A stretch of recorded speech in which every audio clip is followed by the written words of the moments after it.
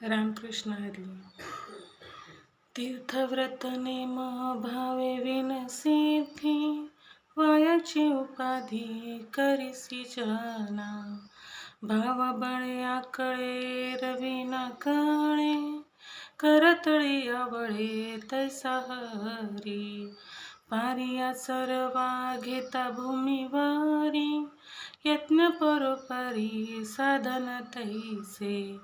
ज्ञानदेव म्हणे निवृत्ती निर्गुण, दिधले संपूर्ण माझे हाती. नमस्कार. हरिपाठाचा हा 12वा अभंग. याच्यामध्ये माऊली आपल्याला सांगतात की अंतःकरणामध्ये आपल्या मनामध्ये जर भगवंताची त्याच्या चरणांविषयी आस्था प्रेम नसेल आणि तरीही आपण जर व्रतवैकल्य करतो, कोणीतरी सांगितलं किंवा मला माझी ही इच्छा पूर्ण व्हावी म्हणून मी हे व्रत करतो, किंवा माझी काय अजून माझी कोणती तरी इच्छा आहे, माझं साध्य साधायचं आहे मला, त्यासाठी मी व्रतवैकल्य करतो, मी तीर्थक्षेत्री जातो.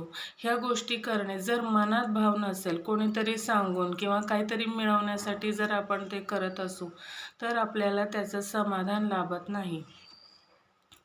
आणि अशा प्रकारचे नेमधर्म करणे म्हणजे हे व्यर्थ कष्टच करणे आहे, ह्याचा काहीही उपयोग होत नाही. अशाने अध्यात्मसिद्धी प्राप्त होत नाही.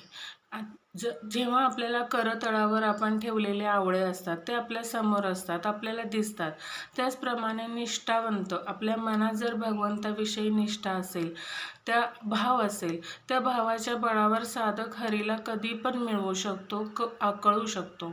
आपल्या अंतःकरणात हरीला प्रत्यक्ष उभा करतो.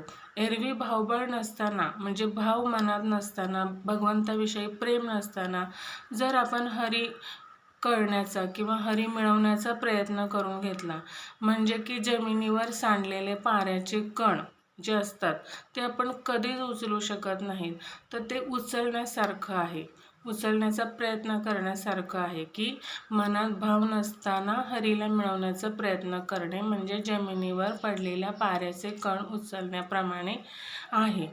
आणि पुढे माऊली सांगतात की माझे गुरु सद्गुरु निवृत्तीनाथ यांच्या सांगण्याप्रमाणे किंवा यांच्या मार्गदर्शनाप्रमाणे त्यांच्या कृपेने मला साक्षात निर्गुण जे भगवंताचे निर्गुण स्वरूप आहे ते मला परब्रह्मतत्व नामरूपाने सगुण रूपात साध्य झाले, असा मला अनुभव प्राप्त झाला, असे माऊली सांगतात. नमस्कार.